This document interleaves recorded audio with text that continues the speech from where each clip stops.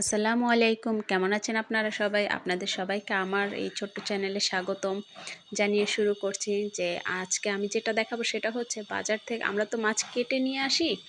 তো এই বাজার থেকে কাটা মাছটা কিভাবে আসলে পরিষ্কার করা যায়? আস্ত মাছটা তো ঘষে পরিষ্কার করা খুবই সহজ, কিন্তু এই কাটা মাছটা পরিষ্কার করা অনেক কঠিন হয়ে যায়।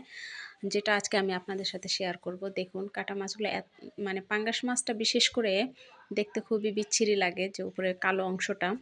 অনেকে চামড়া উঠাই ফেলে দেয়, কিন্তু আমি এটা পারি না। আমি যেটা করে ঘষে নেই।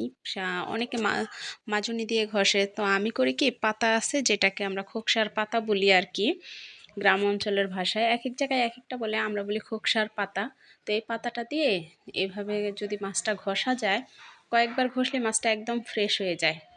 আসলে এই কাটা মাছগুলো কিন্তু সাধারণত ঘষা খুব কঠিন হয়ে যায়, আর না ঘষে তো এই মাছটা খাওয়াই যায় না, দেখতে খুবই খারাপ লাগে। তো এই জন্য এই পাতাটা দিয়ে যদি কয়েকবার একটু ঘষা যায়, দেখুন সাদা হয়ে যায় মাছটা। তো বেশি সময় লাগে না। দেখুন আগেরটা কেমন আর এখনেরটা কেমন দেখাচ্ছি। তো এইভাবে করে আর কি সবগুলো মাছ যদি ঘষে নেওয়া যায়, তাহলে দেখতেও ভালো লাগবে, আর ওটা যেটা দেখতে ভালো লাগে সেটা খেতেও ভালো লাগে। তো এইভাবে করে আমি সবগুলো মাছ একটা একটা করে ঘষে নিব। আপনারা চাইলে এইভাবে পাতা দিয়ে ঘষতে পারেন, খুব সহজ হবে বিষয়টা।